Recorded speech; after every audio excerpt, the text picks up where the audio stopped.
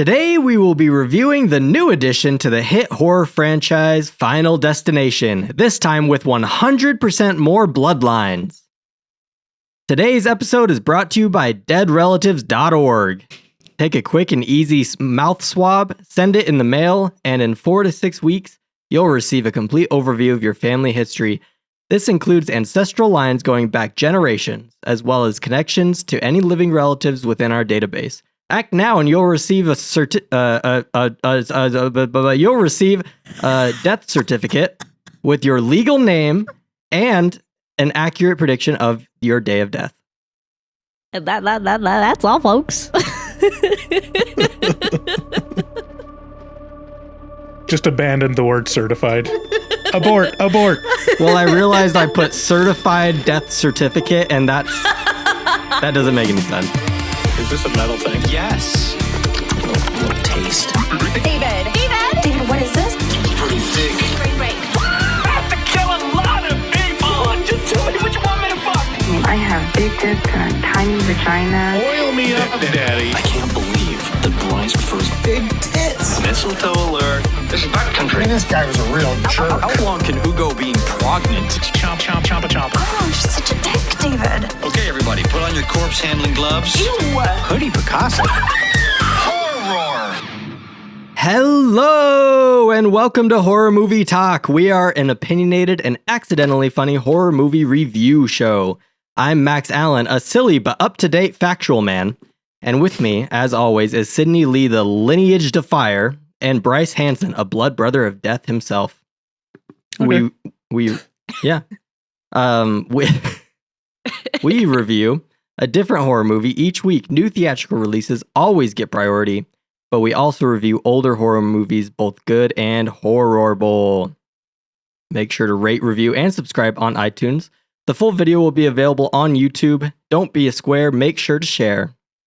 Also, check out patreon.com/horrormovietalk, the equivalent of the adult section at your video rental store. If you want to add your PP to the community pool, go to horrormovietalk.com or call 682-253-4468 and leave us a voicemail. Guys, we have a great show for you today. We will be reviewing Final Destination Bloodlines. We'll start out by giving a brief review and our score for the movie. We score on a scale of 1 to 10. After we give our score, we'll get into spoilers and take a deeper dive into what we liked and hated about the film. Later on, we will be playing Bloodline or Bust, a game where Bryce and Sydney will be shown pictures of each other's ancestors mixed in with photos of random people, and we'll see if they can correctly identify the family members. That's fucking awesome. Okay, I see why you needed the pictures now. I like it. No, it's gonna be fun. I was sitting there laughing so hard putting together these pictures of just random old people. All right, let's get into this review. Final Destination Bloodlines can be found in theaters now. In this installment of Final Destination, a young woman named Iris defies death while on a romantic date with her boyfriend, saving many lives. But death won't be cheated so easily.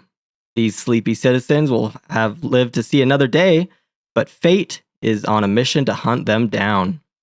Years later, Iris's children and grandchildren are caught in the crosshairs as death creeps along their bloodline, leaving them in, shall we say, a sticky situation. I've never been a fan of the Final Destination movies. They have one gimmick, and they stick to it no matter what. Which usually leaves me counting the remaining survivors in an attempt to guess how much longer I'm going to have to sit there and watch that movie. I was pleasantly surprised by this film, though. Don't get me wrong, folks.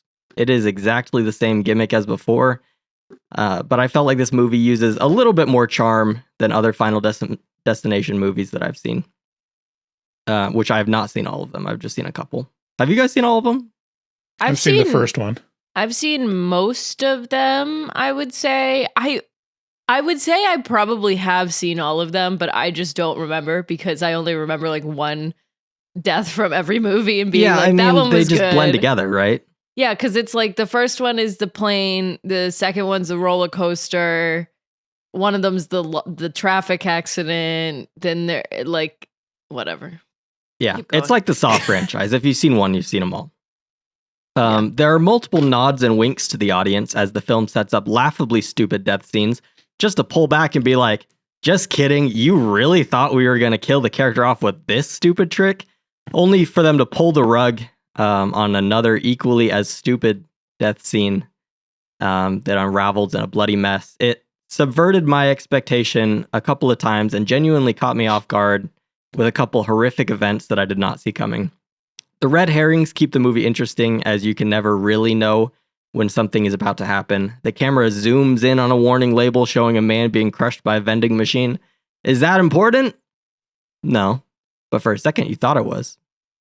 The deaths are gruesome, but somehow look kind of real.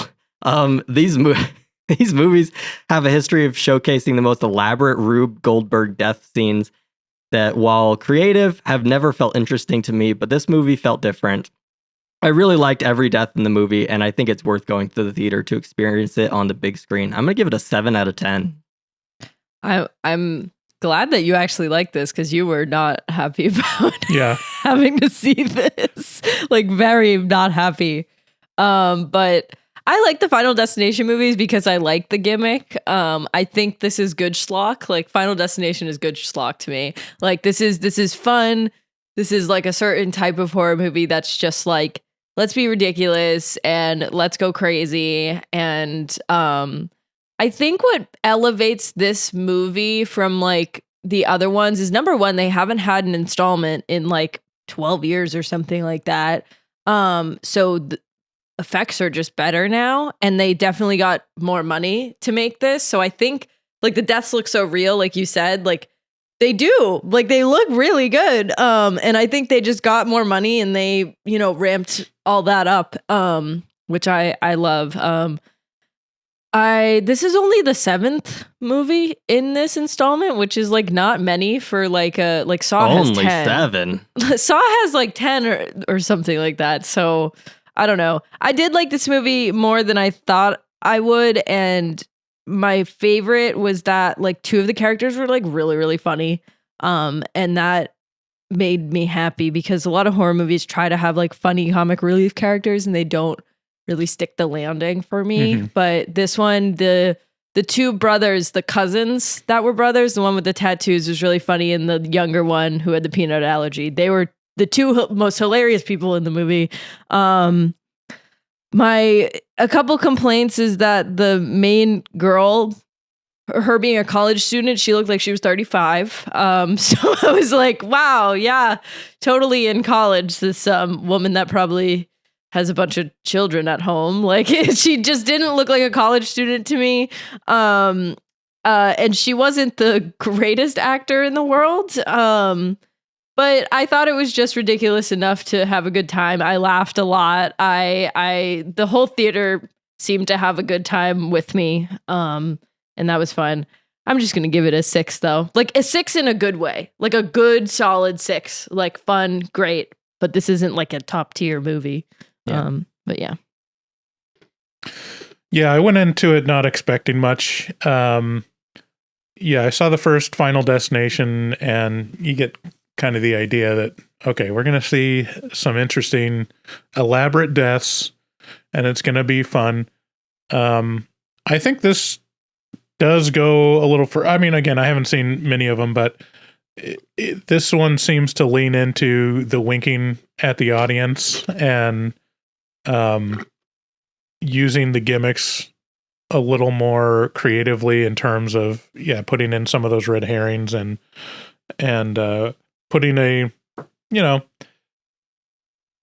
storyline around it that's, not super groundbreaking, but it's compelling enough to keep your attention between deaths. I don't remember, anything interesting about the first movie other than the deaths. Like it was literally just like checking your watch until the next death came. And this one felt like there was interesting things happening and interesting revelations that happen throughout. Definitely borrows heavily from the, Halloween franchise reboot, and some of the tropes with recent horror reboots. But I really enjoyed it. I had a real good time. I was laughing out loud at stuff. I think it was really directed really well. And it's kind of a masterclass in setting up stuff for payoffs, and they just do a really good job of that. And they have it dialed in terms of how to set up these deaths and give it enough time to where you might forget about something, or you might feel like maybe that's a red herring, maybe that doesn't matter. And then it all comes around and ties everything together in a nice little knot. It's very satisfying. So I agree with Sydney. This is an example of very good schlock. Like, it's not a good movie, but it is a fun, schlocky movie that delivers on what you want it to deliver on. I'll be generous and give it an 8 out of 10. Like, I think, I can't imagine any of the other Final Destination movies are as good as this one. Okay, so I was wrong. There are only 6 of them. There are not 7, because I was thinking that there's one called The Final Destination, and I thought that came after the 5th one, but that's actually the 4th one. And then it goes the 5th one. But I now that I'm reading all of the synopses on Wikipedia, I have seen all of these, and they're pretty, like, the 5th one is like, the twists are pretty good. But I mean, the effects are the best in this one because it's just 2025 and they could do what they could do. And we have the beloved Tony Todd in this, which is so great to see him for the last time. There are moments in this movie where explosions are going off, and I'm like, am I watching Mission Impossible? Like, this looks so good. Yeah, it's really good. I wonder who did the special effects. I'll disagree a little bit. Like, I thought a lot of the scenes just felt very green screeny. It was like a little bit too much for me, especially the opening sequence where it's like, oh, we're in AI City. Look at the AI skyline. And well, it's hard to make a whole city look like it's in the 60s or 50s. Yeah. Why not just pick Seattle? Like, why? I know. Why didn't just they do the Space Needle? Space Needle? Do you think it's because it's like a real place and they didn't want people to be really scared of going there? Yeah, I don't know. Maybe they didn't give the rights to it or something. But do buildings have rights? In Trump's America, they do. Oh, great! Now we're gonna get flagged for political content. Phew. Also, I wanted to say that all the Final Destinations have a B- or above for cinema scores, besides The Final Destination, which is the 4th one, and that has a C. Which is funny because that's the one I've watched the most because they used to play it on MTV all the time when I was a kid because it came out in 2009. And that's the one where one of the guys gets his bowels sucked out by the pool drain. We've talked about this before, but that's the one I remember the most because I was like 10 years old, like watching it. I still feel like that can't happen, but the thought of it happening is horrifying. But it can. That's the scary part. part. But what are the odds was that before or after Haunted? I wonder. Haunted? What are the odds that your ass gets sucked right to the hole to make a perfect seal?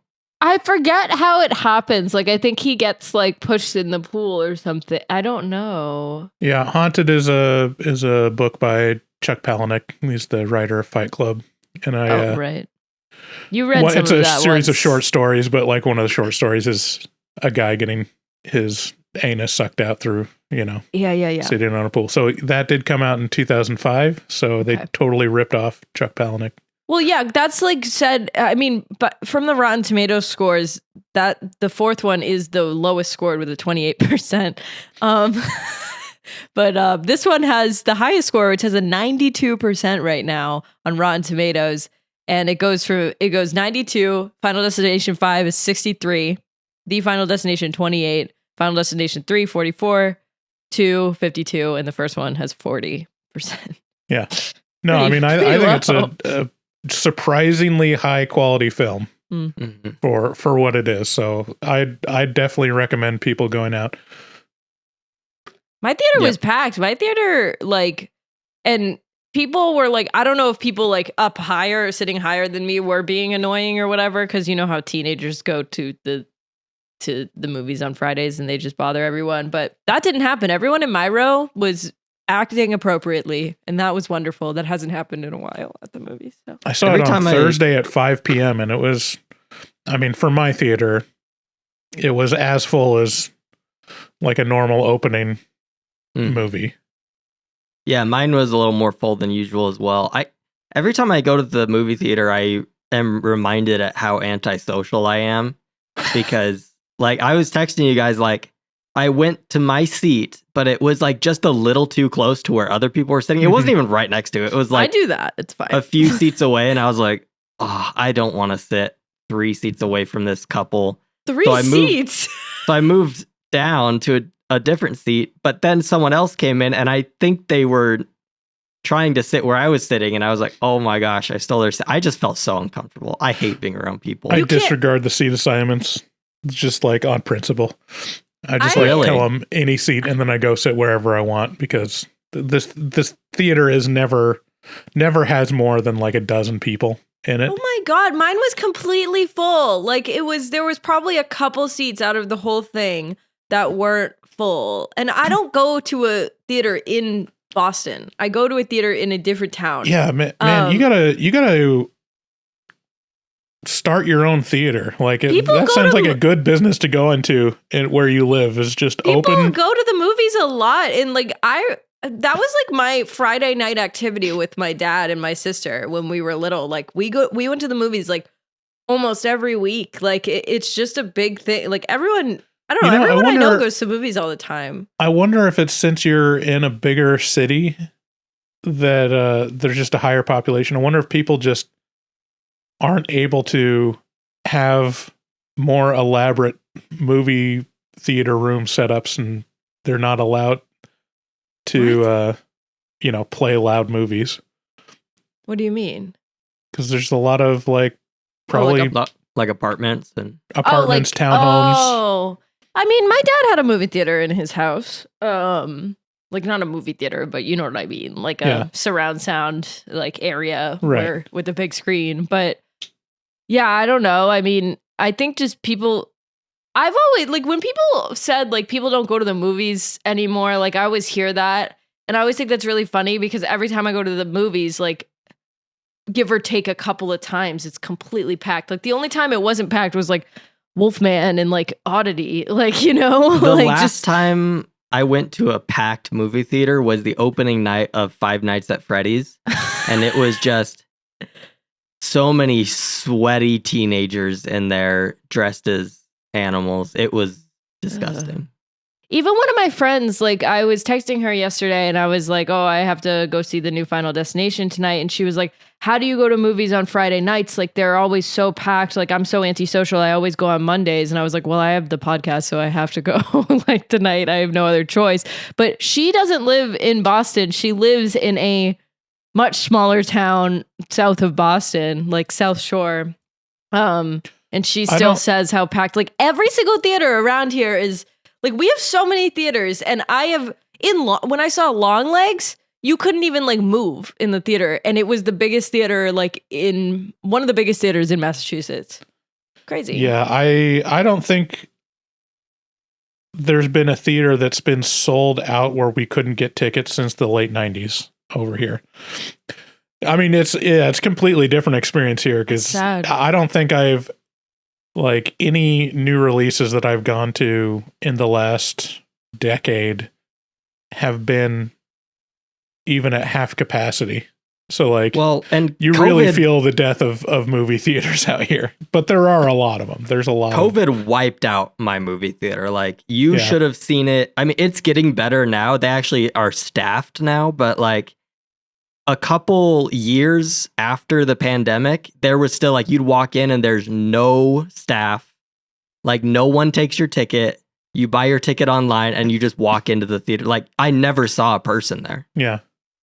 It was a ghost town. That's so like, that's just so bizarre. I mean, sometimes like when I go to indie theaters, like there won't be, like I saw the Monkey, whatever the fuck that movie was. The Monkey, it was called The Monkey. there was not a single other soul at that theater when I went, but I also went in like a weird time. But like there have been, I don't know, I guess maybe I just like have bad luck with them just being packed all the time. I just always pick the time of theaters just being completely packed. But like even before like COVID, when I lived in Amherst, when I went to college in Amherst, it was the summer, so there were no students there. And it was the first movie I ever went to by myself was Once Upon a Time in Hollywood.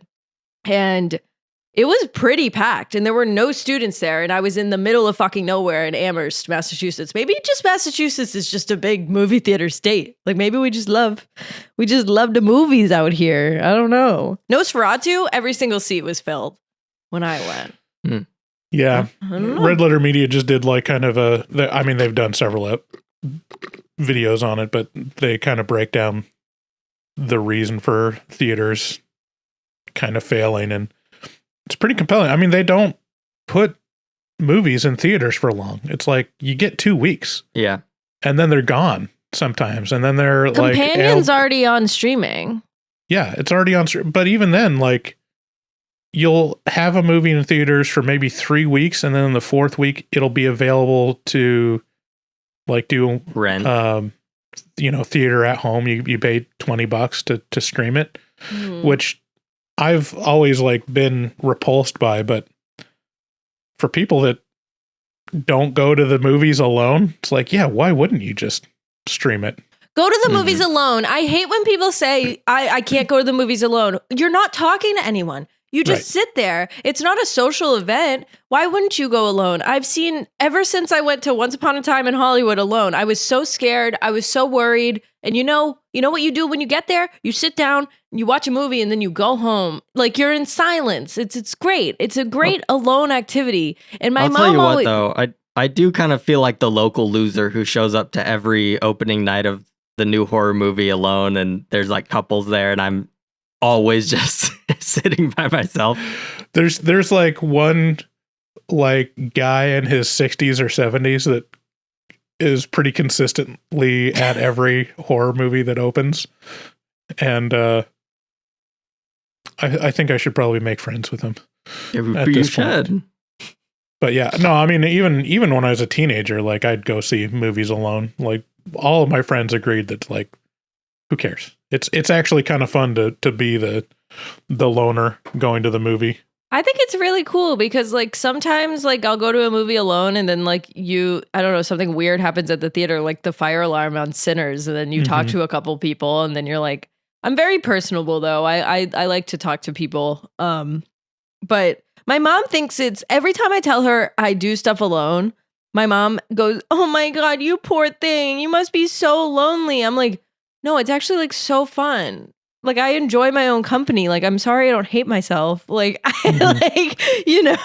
it's so interesting. But go to the movies. Everyone go to the movies. Go see this in the movies. Go support your local movie theater. It's very important. If we get rid of movie theaters, I have no reason to be alive. So okay. Okay, all right. Well, that's a good place to end that. Let's get into this mid-roll, guys. If we're gonna get through this mid-roll, we're gonna have to take some energy here. So I'm gonna open up this 5-hour energy so I can get through this mid-roll. Don't drink that, Max. That's so bad for you. Yeah. If you're listening to these commercials, you should know that you do not have to. Head on over to patreon.com/horrormovietalk. Uh-oh. Yeah. Ugh. Yeah. That's gross. Head on over to patreon.com/horrormovietalk and you can get all of the bonus content that we have, and that includes exclusive content and early access to episodes. So also, I've been meaning to point this out. Sometimes we do an episode and we put it on Patreon, and then it never sees the light of day anywhere else because we just have so many new releases to get to. We hardly ever get to do our backup episodes. Yeah, sometimes you have to wait till a death in the family or until a medical emergency before you see these episodes. So yeah, you'll have to join Patreon to see everything that we actually do. Not only are there early episodes, but maybe that's the only place those episodes are ever going to be. Sometimes we just forget. Yeah. I have a system. I don't know if you guys have a system for keeping the files or keeping the episodes that you haven't released. I don't have any I haven't released though. So I actually have 2 that I haven't even edited. So yeah. I put in my HMT folder, I start any episode that we haven't released with exclamation points. The folder. So it's at the top of the list. We do that at work with so my I've files. got I Saw the Devil, The Others, and Jennifer's Body. Oh, don't even talk about Jennifer's Body. We're gonna piss someone off. I feel like we lost listeners because we said we were gonna release that and never did. Like, I'm totally gonna do it. I'm totally gonna do it one of these days. It's fucked up. All right. Well, if you want to see Jennifer's Body review, you're gonna have to do the $666 tier. That's the only way that episode is getting released. That episode is so messed up. It's so messed up. Also go to we've come such a long ways from the beginning of us three. Like, do you remember how frequent dropouts were? It was those me. Episodes? It was me. It was Sydney. It was me every time. I had the worst Wi-Fi at my old place. It was just like I had bad quality everything. It was bad. It was bad. Max's was pretty bad for a little bit too. Yeah. Well, I had some issues, but resolved. Mm-hmm. They've been resolved. Now mine is the worst for some reason. I don't know why I'm only 35% uploaded. Honestly hilarious. Like, yeah. I'm 99. Baby. You remember when you said you were going to kick us off of the show if we didn't fix our internet? Yes. Cool. Yeah, and look at this, Bryce. What about you? What if we kick you off? I have not ever dropped out. Have I ever dropped out of a recording session? I don't think so. No. It's slow to the upload. But hey, I'll defend. Did you guys fix your internet issues after that threat? Yes. Yes. Yes, you did. So. And it only cost Sydney being mad at you for like a week. My problem is that I do need to be threatened to do things. Because if there's no punishment to it. Like, it happened at work. I was like late to work every day for a week, and my boss was like, I'm gonna write you up. Which is really funny coming from my boss, because we all know the history with that. But he was like, I'm gonna write you up if you're late again. I was never late again. Never, not once. Me and him are so similar. Oh my goodness. So many ways. You know, Sydney's boss holding Sydney accountable. Having similar humor. Stop. I don't want to get absolute creeps. No, stop. We've talked about this. Go to horrormovietalk.com/shop and you can pick up some interesting stuff, but no one ever does, so I'm just going to gloss over that. Check out our resident artist, Dustin Goldberg, professional artist who does all the artwork for the show. He also takes commissions for artwork from HMT fans. Contact him at DGOEBEL00 on Instagram. That's DGOBEL00, and make your artistic dreams come true. Tell him HMT sent you. If you want to call into the show, call 682-253-4468. 682-253-4468. Thanks again for listening. Let's get into the spoilers.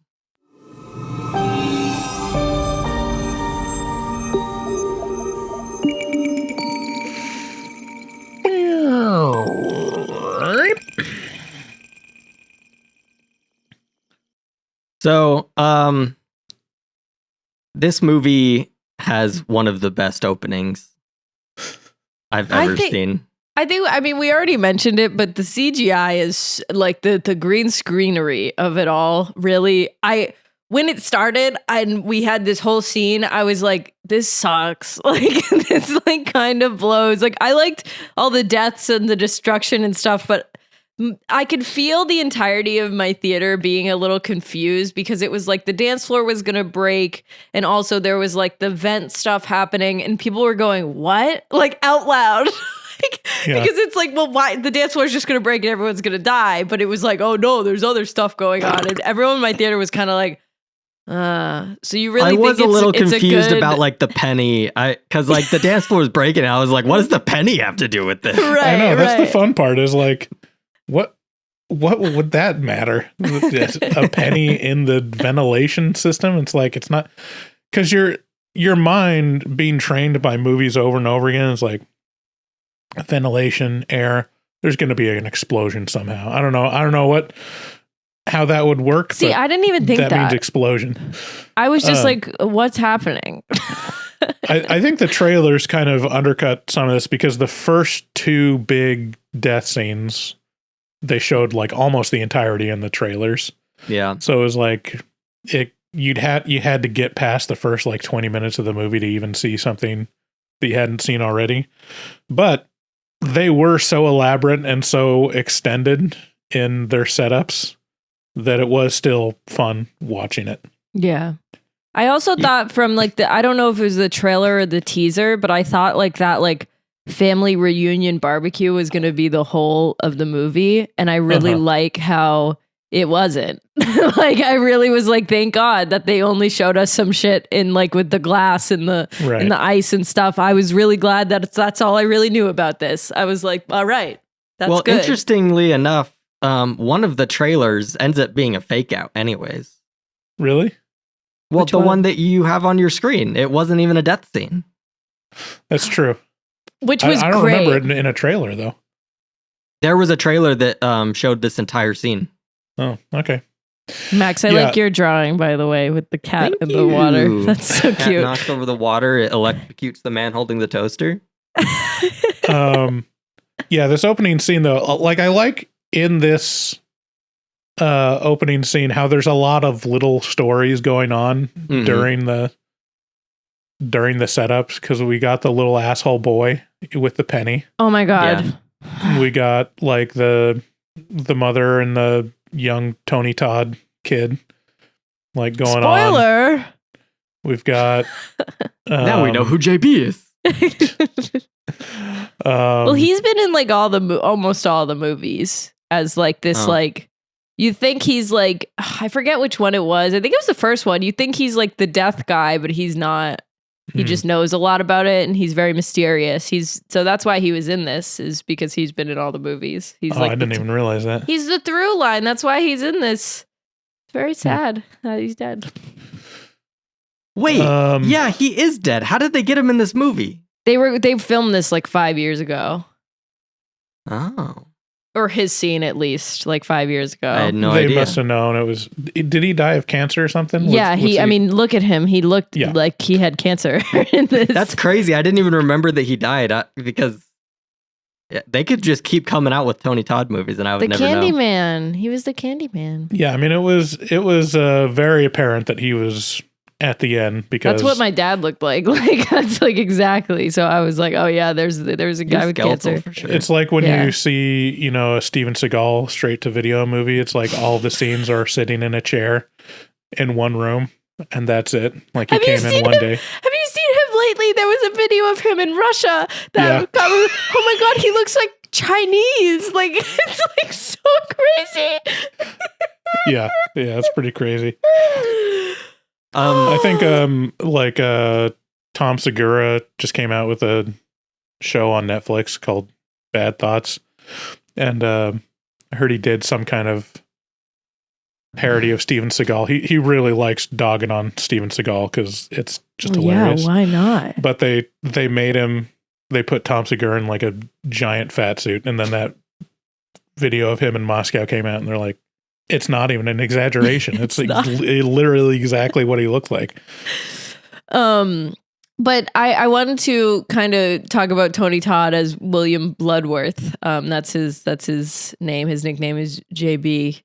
So in the first one, he catches like two of the guys in the movie trying to look at a corpse to see like what happened with him. And he explains to them like the rules of this like Final Destination stuff and warns them about like, fucking with death. And then he just helps everyone. I don't want to go through every single one because that would take forever, but he helps everyone in all of the movies. But he is not in the third and fourth ones, actually. But his voice is in the third one, but he's not in the fourth one at all. And then he comes back in the fifth and then the last. So he's a through line of just like explaining, don't fuck with death. This is how the rules work. But he's kind of like an ominous character. You don't really know what his intentions are, but it makes it very clear in this one. I love that they don't anthropomorphize death in any way. Like, death never appears on screen. It's literally just fate fucking with you. Just and so the opening scene is like the grandmother to the family that's going to be for the most of the movie, and you meet her because she's the one that avoids death, and you meet her later in her bunker, a la Jamie Lee Curtis from the Halloween reboot, and she's got all of her rules written down, and they all like have to do with her house in particular. And she like thrusts this book upon her granddaughter and is like, "This will help you survive." I'm like, how's that going to help her survive? It just talks about her house.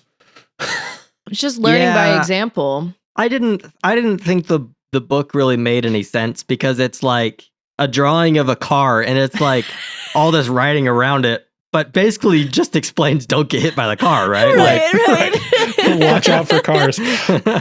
I love that this movie is basically just like every workplace safety videos. It's just like, just be aware of danger. Just like, don't scoop out ice in the bar with a glass cup because there might be a glass shard that comes out of it. You might chip off a piece of glass.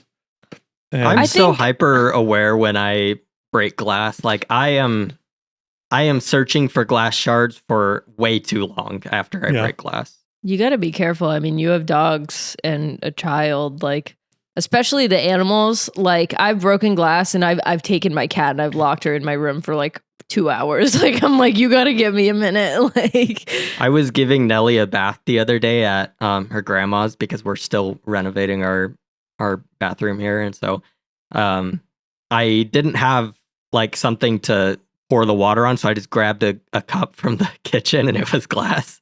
And I was pouring the water. I set it on the side and then I turned to grab the soap and I knocked the cup onto the ground, not into the tub, but onto the ground, and glass went everywhere. And I was like, oh, bath time's over. Oh my God. Scooped her out and I was like, now I gotta clean up this glass. Oh my God, that's in the bathroom. I think one of my toxic traits is that I just don't take risks seriously enough, when it comes to kids and like animals and stuff. I'm like, my wife would quarter every grape she gave to our kids, until they were like 4 years old. I'm like, just give them the grape. Like, they'll be fine. It's like, yeah, but what would happen if I'm like, it's not going to happen. It's like, what are the chances? 20% that they're going to die? I'll take my chances. Yeah, you could also, by the way, with a child, you could stick your hand down their throat and grab it out. That happened to me like twice as a kid. I was choking on something and my Nana just took her whole hand and stuck it down my throat and She's got thin fingers. She's very small. I have to try really hard to allow my daughter to be autonomous and let her just explore and like play with things. It's very unnatural to me. It's a thing in the culture right now where it's so overprotective, and we're starting to see a lot of harms from it. And even my kids, I mean, no matter... They have no social skills anymore. They can't do anything by themselves. It's why am I wiping your ass when you're 7 years old? Like, fucking get it together. Like, yeah, it's because it's over. I mean, I don't know about when you guys grew up, but it was normal for me to leave the house and go to my friend's house and just be outside, like going to the store and getting lost. This is pre-cell phone. And our parents would eventually, like, one of our parents would drive by and be like, there you are. We've been looking for you guys for 30 minutes. Just be like, all right, well, we're here. Yeah, I think I got to experience that a little later than most because I lived in the heart of Utah County where kids just roam the street in packs and well, there's too many kids to keep inside. So right, yeah. They eventually get elbowed out of a window by accident and they have to be outside. What the fuck? When you got families that have like 8 kids, it's like there were multiple families in my neighborhood who had more than 10 kids. That's so many children. That has to be a blended family. That can't be one. No. 10 kids, same mother and father. That's like Duggar stuff. Nuts. It's insane. But yeah, that's the congregation that I grew up in had like 100 plus kids. Yeah. Oh my God. So yeah, we would just go out and do whatever. I would just tell my parents I was going to hang out with friends and I would go all over the neighborhood. There's literally news stories of parents getting arrested for letting their like 8-year-old play at a playground unsupervised. See, I grew up as a girl, so I wasn't allowed to have as much freedom. Also, my mom is like a neurotic person. Right.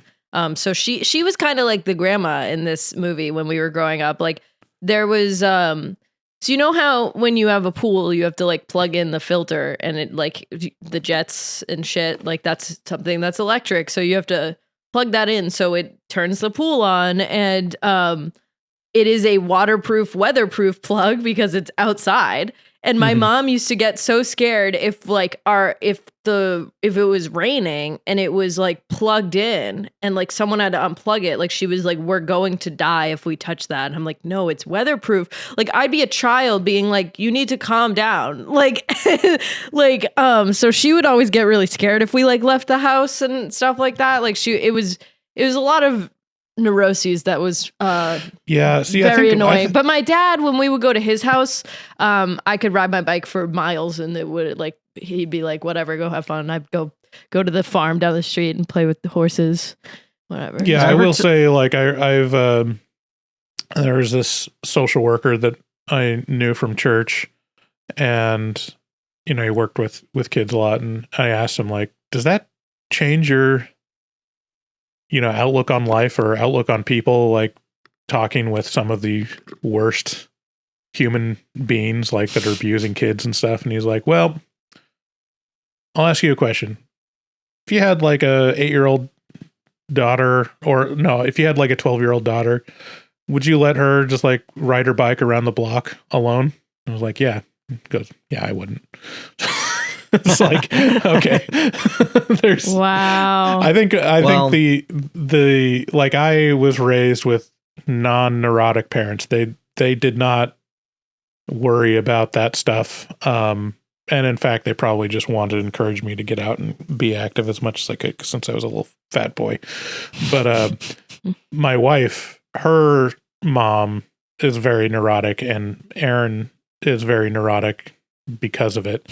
And it's very much like, oh no, it was like it was without fail. If my mother-in-law came over to our house with the kids, like when they were babies, without fail, she'd be like, oh, he's so cold. Like, is he getting a cold? Like, are they sick? They seem a little sick. They've got a snotty nose. And it's like, no, they're not sick. She thinks that they're sick every single time she came over, or is like, oh no, they don't have socks. We need to get them socks. They're going to be too cold. It's like, all right, just chill. They're fine. I hate the socks thing. I never wear socks when I'm like home. I really don't care. I like to be barefooted when I'm at my house. And my mom used to fucking yell at me all the time as a child. Why don't you put socks on? Your feet are cold. Like, I can feel your feet. They're cold. Like, she would feel my feet and be like, your toes are cold. You should put socks on. I'd be like, why? Why does it matter if I have socks on? She's like, you're going to get sick. I'm like, I'm in a house with air temperature control. I'm not going to get sick. Yeah, I just look at it. I'm like, we used to live outside, right? Like it's fine. We used to live it's okay. in the weather. It's going to be okay. Yeah. Yeah. So anyway, so there's a lot of like a lot of this franchise preys upon those fears of like what could happen, and it sets up in so many different ways, and it's kind of fun because it plays upon those fears for very neurotic people, because it's like ice. There might be ice. There might be glass in there. Yeah. How would you tell? Glass shark. They're like something laying on the ground. Like you might step on that. Like trampoline. There might be something under that trampoline that'll stab you. Did I ever tell you when my sister almost got kidnapped? No. Yeah, this changed my parents' outlook on like freedom and like going outside and stuff, because me and my brother, we could do whatever outside. My sister was playing in the front yard with her friend, and this van pulls up and a guy rolls down his window and tells her to get in the van. What? And she screams and runs inside, and the van just drives off. And then my parents immediately bought security cameras for the whole house. Where was this? In Utah? Mm-hmm. My gosh, that's like movie theater stuff. It's Like horrifying. what? Like that is like, whoa! You don't hear Elizabeth that. Smart lived in Utah.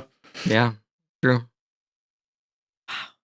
Yeah, it's there's bad stuff out there, but like generally, I mean, again, this is my toxic trait. The chances of it are so thin, you know. Well, like, and the benefits. and you hear whenever it happens, and you're like, "Oh no, now my children are unsafe." It's like, no, that's like across town. That was like a pedophile across town. They're not going to be over here. That's Well, like, it's difficult because you have to weigh out the benefits too. It's like, well, my kids are going to learn to be independent and have more fun and learn social skills if I let them have more freedom. And there's a little danger that comes with that. Like, yeah, how do you teach them about the danger. Don't tell them not to get in vans. And you know, let them be as free as they can. I was allowed to be like free when I was a kid. Like I could walk down the street and stuff. And when I got to like middle school is when my mom kind of like, especially if it was the summer, like if I was out all day, it was totally fine as long as I was like with my friends. And I had like a cell phone at that point, but not an iPhone, a cell phone. And there was this one time. Oh, I totally forgot what I was gonna say now, but I'll remember. I'm going to get those Keep little going. leashes for my daughter. Uh-huh. No, You're gonna put a stake in the ground in the front yard, like a dog. You have a 10 She can run feet around. radius. Yeah. Yeah. All right, let's talk more about this movie because people are going to get mad. So yeah, it starts with Iris and her boyfriend. They go up to this like restaurant in the sky, which is It's kind the of cool Space Needle. looking. It's the Space Needle. Just say it's the Space Needle. The elevator scene reminded me so much of the Tower of Terror. Yeah, That used to be my favorite ride at Disneyland. it's still there.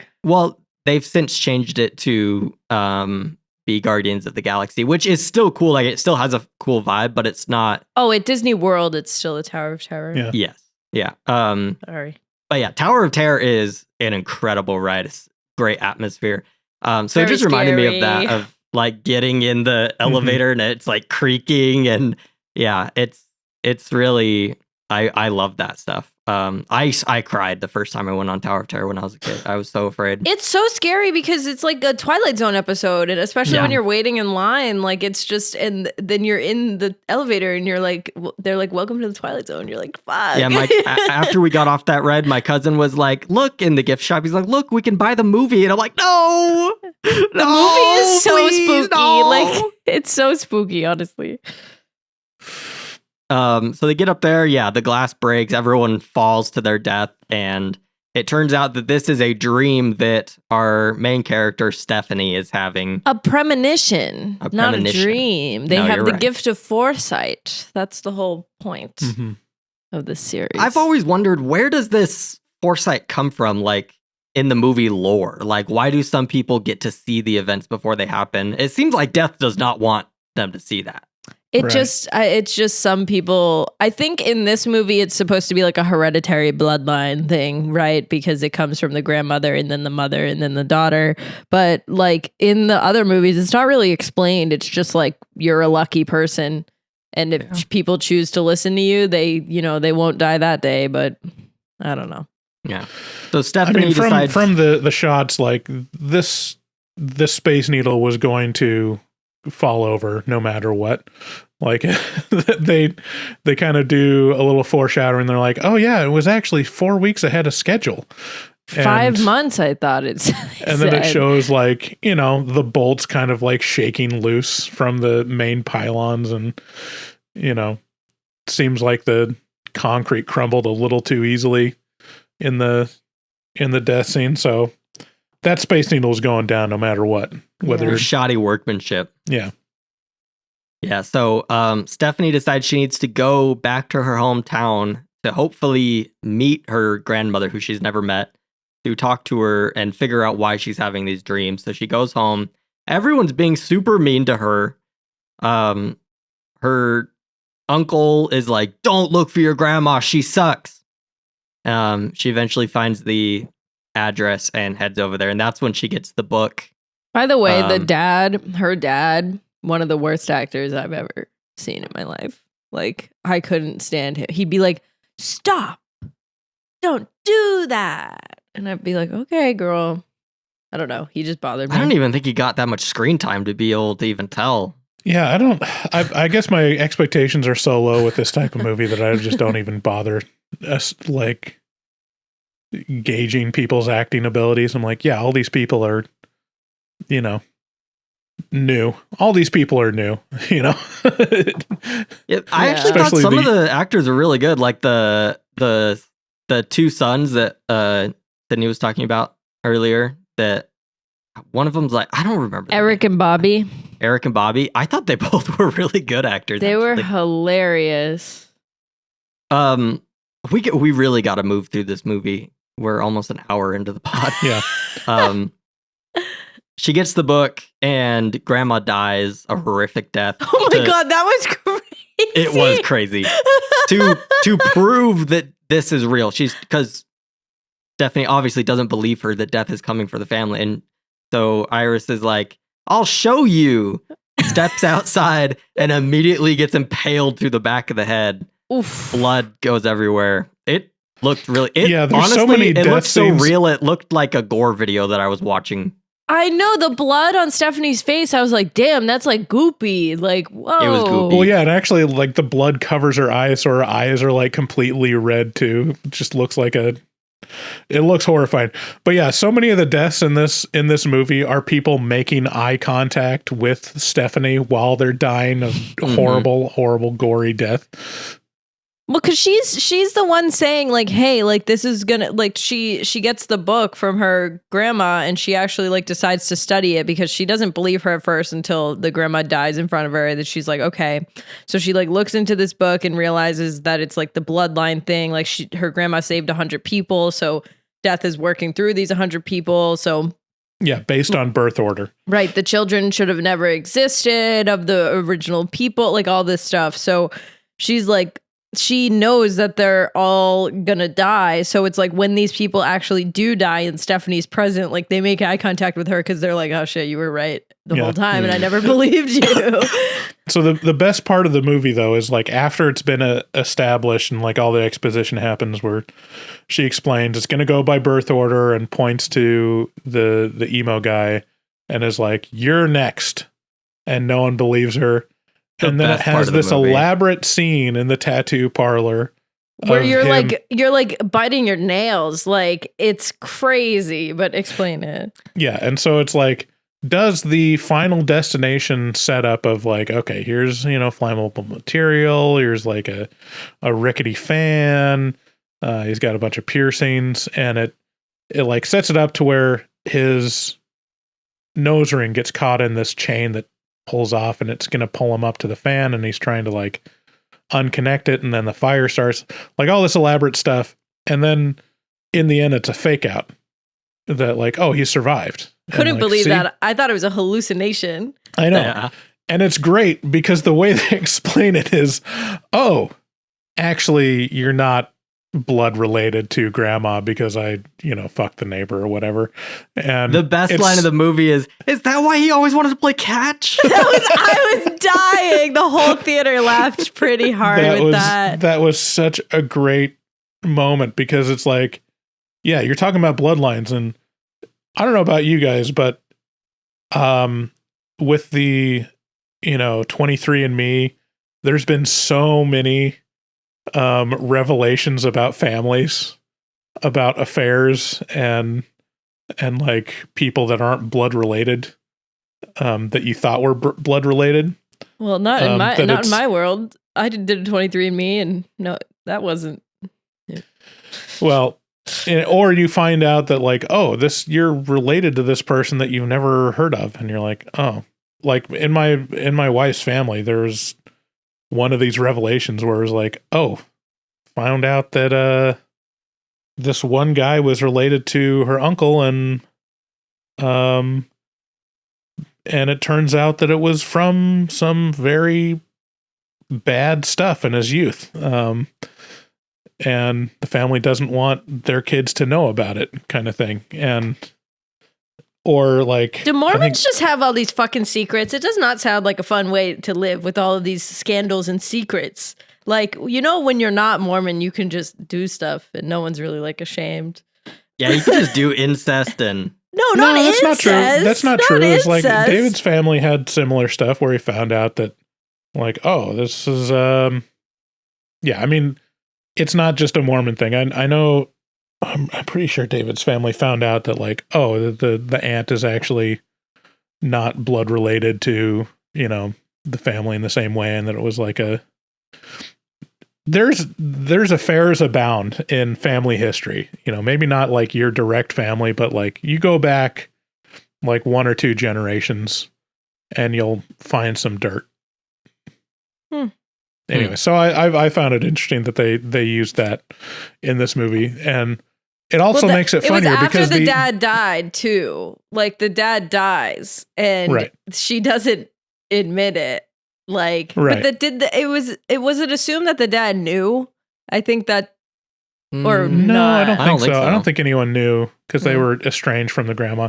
But if you step back and think about it, that means that this emo kid just had a series of unfortunate events. It had nothing to do with death targeting him at all. It was just like, oh yeah, it actually was the most random series of unprovoked events that he almost got killed by his ceiling fan.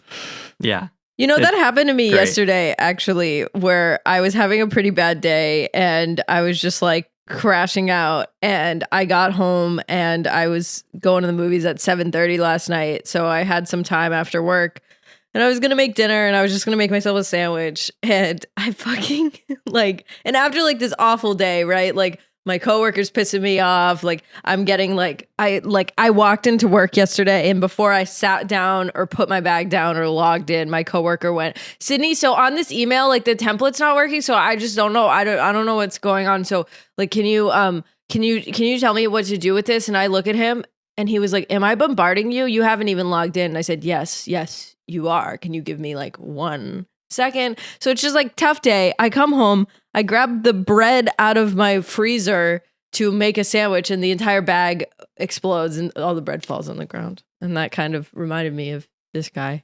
We had a similar day. How did the bread explode? That was such an interesting way to tell that story. You made it sound like you were leading up to you almost dying, and it ended up just being that your bread like crumbled apart. No, just like the bag like broke in half and all the bread just What a fell series out. of unfortunate events. It was pretty bad. It was pretty bad, dude. Wow, you had 2 inconvenient things happen to you, Sydney. That was just horrifying. like this guy. It was just like that. It was just like getting my septum ring hooked by a chain and being pulled up to the ceiling. Same thing. Yeah. So they find that out, and there's a great scene where she's like still trying to get him to be worried about stuff, and she's like looking around being like, well, I don't know, like that basketball could hit you, or like this, that thing could fall over and hit the guy with the point is she correctly predicts exactly what's going to happen to the next person. Yeah. And but so it's not him, it's the sister that gets murdered. She gets crushed in the trash compactor. Yeah. So her death is great. The next one is the best one though. Before they go to the hospital and they're like, so she dies, and then the mom explains that like Eric wasn't the father's son. And then, so we're like, okay, Bobby's next. And I forget what Bobby says in this scene, but it got the loudest laugh out of me. Like when he's explaining that he doesn't want to die. And like, he's like, what the fuck are we going to do? Like, I forget exactly what he said. I wish I like wrote it down or something, but he was so funny and so good in that scene that I was like, oh, I don't want Bobby to die. I really like when they're going out to the car and they're walking with him and he's like, too fast. Yeah. And the revolving door when they get to the hospital, he's like, I'll be honest, I'm a little afraid of revolving doors. Those things are always going way too fast. I don't know what's going to happen, but I feel like something bad's going to happen. Yeah, they go to the hospital. They find JB, which obviously stands for Tony Todd. And he tells them the only two ways out are you either need to kill someone and take the remaining time left, which I thought they were going to kill the turtle because there's a throwaway line where they're like, turtles live to be 100 years old. And I'm like, they got to kill the turtle. I don't know why they... There is a great scene where they walk by the maternity ward with all the babies. Oh, yeah. And they're like, no. That was funny. Right? That was funny. No. Go, no. Okay, no. Okay. Yeah, that was great. The other way to stop it, though, is you need to flatline and then be resuscitated. And then that way you like technically die, but you get to keep living and it breaks the chain. So, Emo Boy and Nut Boy decide that they're going to sneak off and kill Nut Boy with some nuts. Wait. That was my nickname in high school, was Nut Boy. Nut Boy. Can I say first, when they're getting in the car to go to the hospital, and then like the mom baked peanut cookies like the other day. So Eric goes, oh, nut check. Like, I'm going to go in and grab the peanut butter. So he grabs it, and then he looks at Bobby and he goes, nut check, and he slaps him in the nuts. Funny. So funny.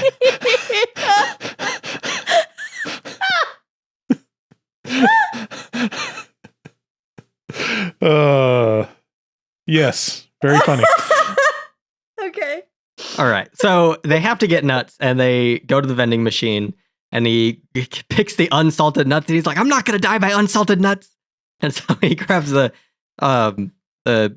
peanut butter cups, which, by the way, peanut butter cups are one of the best candies. They're so good. We love Reese's. But this is the fake out that I was talking about in the opening review. Is it like zooms in on the warning label that shows a man being crushed by a vending machine, and they're like shaking the vending machine, and you think like, okay, he's gonna get crushed, but no, the peanut butter cups just fall out, and then he gets them, and they go into this MRI room. Is that what they're called? An MRI? Yeah, I don't know why they would choose the MRI machine room. I think it's an empty room. They needed an empty room. But how did they not notice the MRI machine was turning on? It's super loud. Like, because they're dumb. My feeling on this scene was that there's no way an MRI can actually do something like that, right? It absolutely can. Well, it's a magnet. Can? It's magnet. It's like it can magnetize a metal chair to fly across the room and get crushed into a ball. I'm pretty sure. Yeah. I mean, with Why the are amount, they built the to be amount that of strong?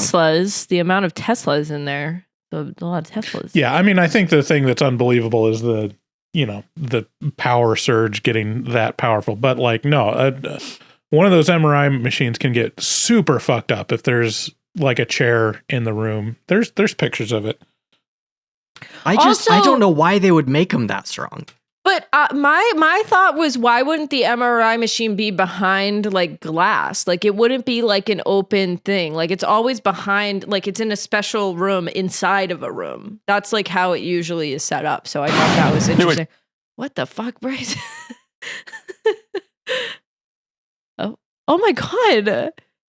And a freak accident at a Bay Area hospital, an MRI scan that went horribly wrong. And now there are claims that lack of oversight is putting patients at risk. KTV's Brooks Rose investigates how life-saving equipment can become dangerous and life-threatening. It was late February at Kaiser's Redwood City Medical Center. An ordinary day from the outside, but inside, an MRI technician reported hearing screaming coming from the other room. This photo explains why. The hospital bed was pulled uncontrollably into the MRI machine by its magnetic force. A nurse became pinned between the bed and the machine, reports say. She suffered crushing injuries. The patient fell to the floor. The incident is detailed in a Cal OSHA investigation, concluding Kaiser failed to ensure the door to the MRI room remained closed and employees were following safety guidelines. Damn. Dang. That's fucking So literally, nuts. that A hospital thing bed. That's way All right, I guess it more works. way heavier than a wheelchair. Hey, That's I guess crazy. I stand corrected. How are magnets? Why are magnets? Well, it's got the electrons, And Yeah. the and there's poles. like plus or minus. Okay, electrons plus or minus, poles. So but the plus how? is like attracted to the minus, and the minus is attracted to the plus, and you got the electrons. So if I got a big enough magnet and put it at the North Pole, would all of the metal in the whole Earth get sucked to it? I mean, that's essentially what the North Pole is. in the it's- South Pole. It's sucking off all the metal. It's sucking off. Yeah. I mean, are you familiar with the concept of a compass? Yeah, I Yeah. know compasses. They point to the point north. Because they're getting magnets- sucked off. All magnets have north and south poles. Opposite poles are attracted to each other, while the same poles repel each other. When you rub a piece of iron along a magnet, the north-seeking poles of the atoms in the iron and line up in the same direction. The force generated by the aligned atoms creates a magnetic field. It's atoms. It's charged atoms, like electrons. Okay. Yeah. All right. I guess I'll let magnets slide this time. I still think they're sus. So, okay, the MRI machine turns on and sucks Emo Boy into it. Crazy. I'm still confused. Why does he die?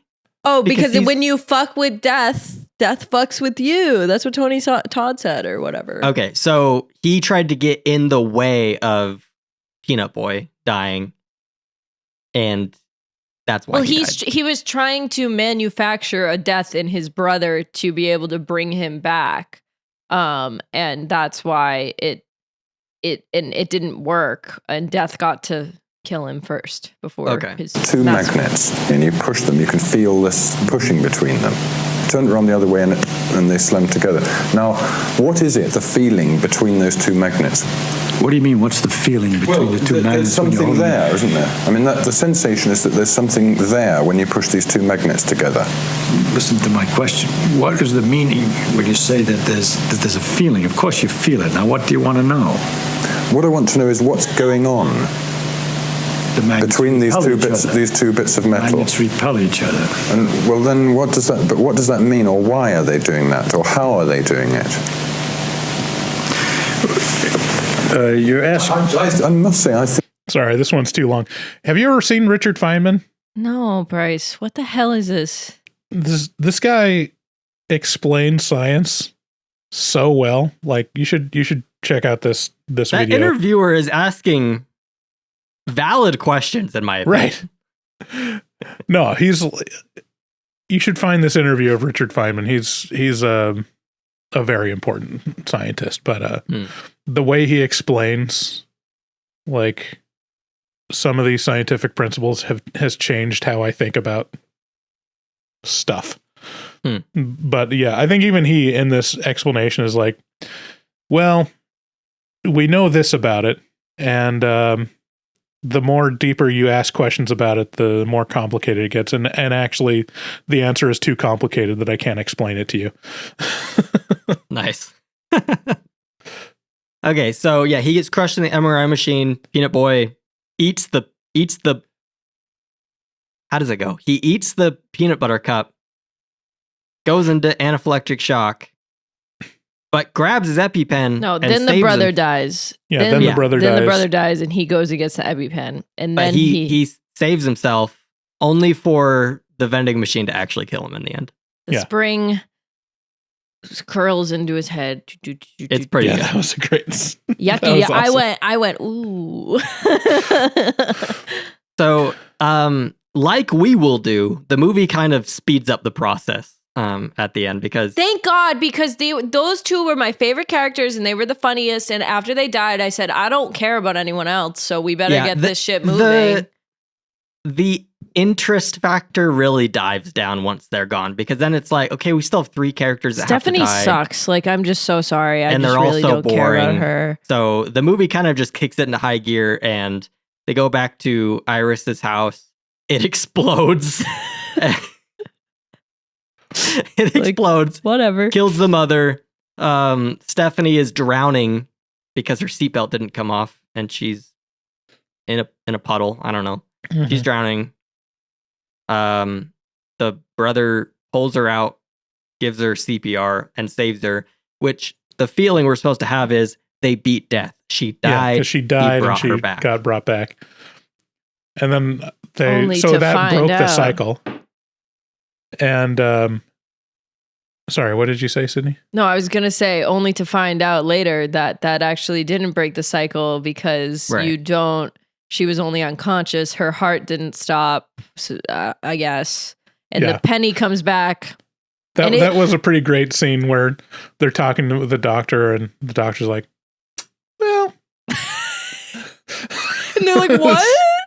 And then the stupid, it is really, I know these movies are very unbelievable, but it's really, really extremely unbelievable that a penny would lodge into a railway track and stop it from moving. The railway track is way stronger than a penny. It would just keep moving and crush the penny. That's my thought on that. I don't think that would completely derail a train. I think it would still be able to. I mean, I don't think the movie is really relying upon real life physics. Like, I know. It's relying on the common understanding of physics, right? It's relying on you knowing nothing about the world except for you heard that if you put a penny on a railroad track, it'll derail the train. I guess.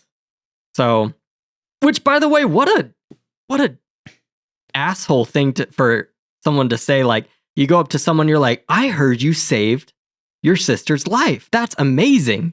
And he's like, yeah, she was dead and I brought her back. And he's like, well, I mean, not really dead. You didn't really do that much. You didn't really do that, man. On his prom day, too, with his little Converse on. Yeah, so the My train poor gets boy. derailed, flies through the neighborhood, and they get crushed by logs, which is a reference to another Final The Destination movie second where one, I think. logs. Everyone's favorite Final Destination. Yeah. Because that's like, I'm pretty sure it's number 2. So that's the traffic accident one, and that's the logs. Yeah, and that's it. That's the movie. There was marketing for this movie where they were driving around log trucks that said Final Destination in theaters May 16th, which I thought was cool. Yeah. So, what do you think? Who should see this movie? I think everyone should see it. I think it's like it's not scary, it's just gory. And if you're not like a neurotic OCD riddled person, you could probably be fine watching this. Yeah, I think it was really fun. It's a good entry into the Final Destination movies because I didn't like these movies, but I liked this one. So it makes me more interested to go back and watch the ones that I haven't seen. Yeah. If your choice is between Until Dawn and Final Destination Bloodlines, I'd go Final Destination. Yes. All right. Are you guys ready to play Bloodline or Bust? Yes. I can't I'm really wait. excited. So what are the rules, Max? Hold on. Let me share my screen.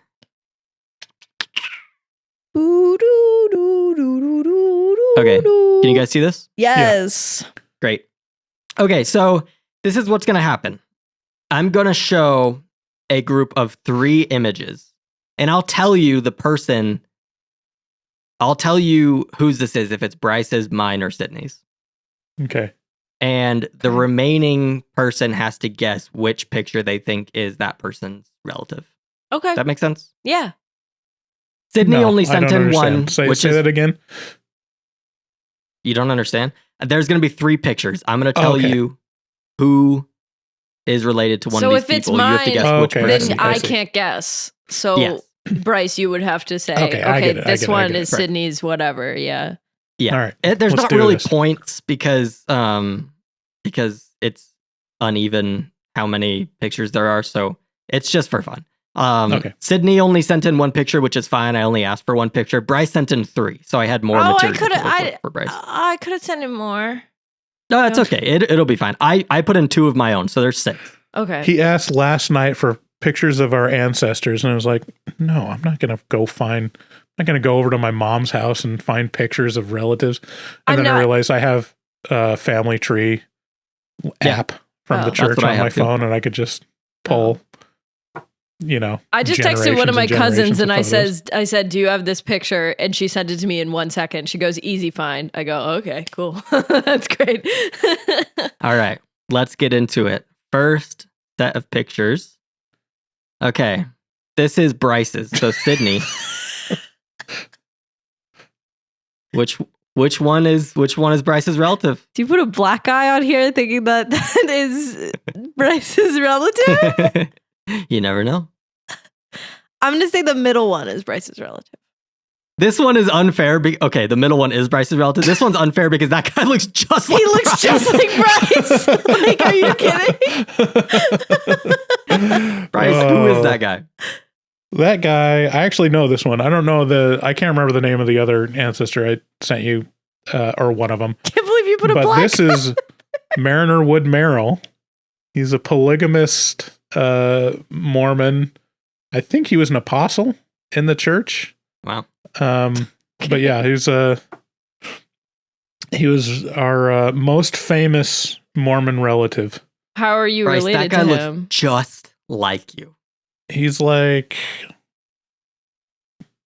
something like great grandfather, I think. Whoa. When you sent this to me, I thought you photoshopped yourself into it. Like, that's how much I look close. like you. I mean, he's got the hooded eyes. It looks just like you. If I didn't have a beard, it wouldn't look like me. Oh, it's an exact copy, actually. It's kind of scary. Okay, so Sydney got that one right, but that was the easiest one. I mean, they get a lot harder. See the resemblance? All right, one of these lovely couples is related to Sydney. The 2 other couples are random people, Bryce.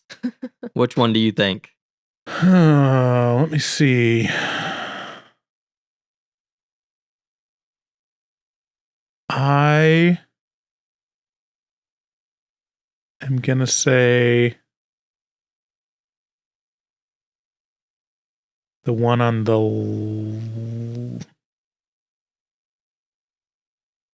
left. Shit. It's the one on the right. Those are my great grandparents. Right. Okay. My cool ass great grandparents. Look at my great grandpa with his fitted little white shirt, his fucking cigarette. That's I met both of them. They were still alive when I was born, so that was cool. They do look cool. They look cool as hell. They do look the most East Coast Italian. They're not. This is not my Italian family. It's not Italian? No, this is He's got the slick back haired white shirt. I mean, they probably had ties to the Irish mob. All right. But no, my grandpa was he was a pilot, and my great grandpa was a pilot in World War II, and my great grandma's name was May June. Nice. May June July. Alrighty. She loves strawberries. Which one is related to me? The other 2 are war heroes, I think. Oh, so me and Bryce can both guess. Okay. You can both guess on this one. I'm going to go with right. I'm going to go with middle. It's the left one. Oh, left one. Damn. Wow. Left one is my great grandfather, Jack Allen. He does look like you a little bit.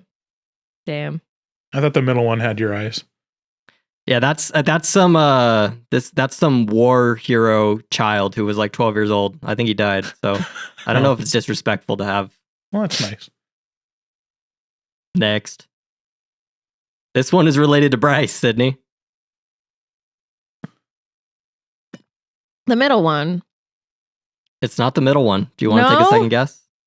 No, you can't give me a second guess. No, take a second guess. Come on. This is the one on the left? I don't know, Bryce. What do you think? One on the left. Who is that? That's my grandpa. That's my dad's dad. That's Hjalmar Hansen. It looks like a what? Hjalmar? His name is Hjalmar. What the fuck? Sorry. That's like, what kind of name is that? It's Norwegian. Oh. Why? It's funny that this guy looks nothing like you. Face-tuned, Bryce. Like, this looks like it was like touched up with Life Touch or something. Like, you know what I mean? Yeah, no, it's an actual photo. Wow. If you saw, yeah, I mean, it's weird. Yeah, I don't see myself too much in my grandpa, but I look a lot like my dad, and his brothers look very similar to him too. It's kind of it's weird. Interesting. Probably a lot of his mother. All right. This one is related to me. Which one is it? I mean, the middle one has Max's vibe. I think we can all agree. The middle one has Max's vibe. I was gonna say the middle, but I don't know. I'm gonna actually. I think it's a red herring. I think it's actually gonna be the one on the right. I'm gonna say the middle. It's the left again. Damn it! I wanted it to be the middle so bad. Yeah, this guy with the dead eyes. The Habsburg dude in the middle. Papa? I don't remember who he is to me. I just went back on my family tree. It's pretty far, but we are related. Next. All right, this one is related to Bryce. How the fuck do you know you have how do you know you have people this far back in your family? How do you know that? I'm Mormon, Sydney. No, but what is that? That doesn't mean anything. What does that mean? No, it does. We're really into family history. But how do you know? How do you know factually? Like, that just doesn't make sense to me. Like, how can you track it that far? Because genealogy is a thing. People track their genealogy. I know, but I just don't get it. Like, why are Mormons good at that? You find records that attach you to the next generation, and the next, and the next.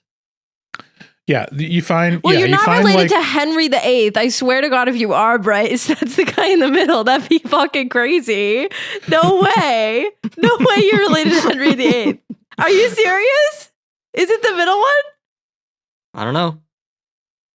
No, it can't be. It can't be. It's the guy on the left. Okay, that makes more sense. I'm actually not 100% sure that's his actual painting, because it's like the name is something like James something, but the name underneath the photo says Alexander. But so this was a trick. Actually, like I was trying to find, like, I found like pretty cool names before in my family tree. Not like, I mean, it's not like the firstborn bloodline, but it's like I've tracked my genealogy back to Robert the Bruce, which is cool. Who's and that? He's the King of Scotland. And I think actually, if you get far back enough and you find someone royal in your genealogy, it gets a lot easier to find people then, because there's a lot of royal lines that like track back to like Adam, supposedly. Yeah, because you find like a king of England, or you find a king, and they like. Stop! You cannot track yourself back to Adam. He was not real. Please. You can't literally, but you can find genealogies that do track. Yeah, it back. You find genealogies that like, I think it's the like Charlemagne or someone. The first man was not a white guy. I mean, Oh my god. I don't know what to tell you, Sydney. Like I can track it back. I've also tracked my lineage back to Adam. You can't. Yeah, you can't. At some point, it gets mythical, but the point is, Well, yeah. that real lines are. You can find records of real lines merging into the mythical. Yeah, there's a thing where like you get a royal line, and like royal lines eventually they get to a point where it's like their birthright is from this very famous other king, and it's not 100% verified, but then the other king they find someone that's mentioned in the Bible or like some older history where the genealogy is, and that's where you get it back to. Well, how can I believe this if you guys are talking about that shit? How can I believe that Sydney, you're related to this person? Sydney, you already know this type of thing exists because Jewish people exist. Okay? What does Jewish that mean? Let's look back. Jewish people exist. What does that mean in accordance to you being related to Adam? No, listen. Jewish people trace their lineage back to Abraham, right? Sure, I don't know that. Abraham was likely not a real person. Yeah. Okay. Hey. I didn't know Jewish people tracked their lineage back to Abraham. Okay, were you a Catholic or not? Because I'm starting to think you never read the Bible. What? What are you Genesis, talking about? Exodus, Leviticus, Numbers, Deuteronomy, Joshua, Judges, I don't know what you're talking about right now. Kings, Chronicles, Religion is not Chronicles, based Ezra, in fact. Nehemiah, Religion is and not Esther, based in fact Job, at Songs, all. and So Proverbs, whatever and you're talking about doesn't make Ecclesiastes, sense. Song of Solomon, Isaiah, Jeremiah, Lamentations, Ezekiel, Daniel, Hosea, Joel, Amos, Obadiah. My Lindsay line. It's somewhere. That's the end of the game, by the way. Okay. I'm gonna find him. Where is he? I don't know. I lived with two Jewish guys and they never talked about how they're related to Adam. They just talked about how their mom made them good food and I got to have Then some you're of it getting hung up on sometimes. this Adam thing.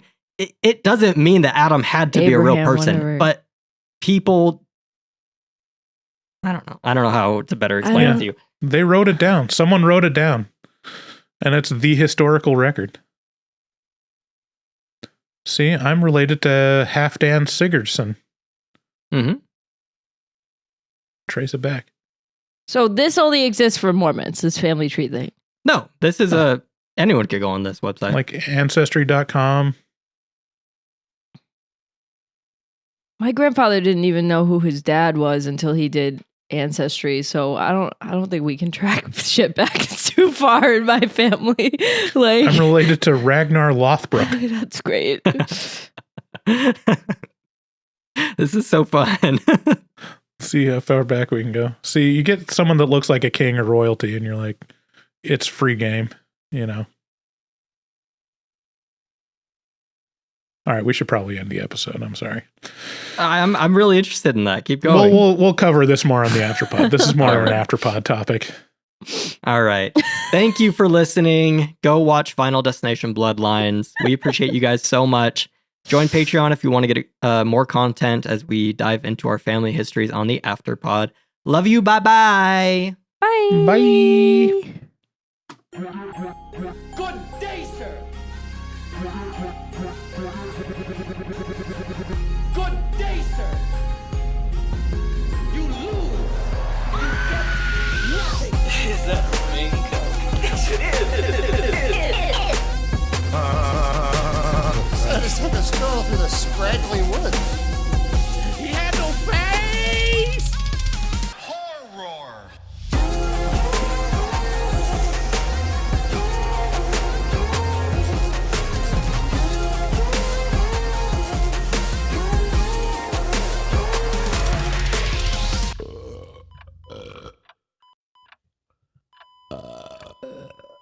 Wow, that didn't sound good. I'm sweating.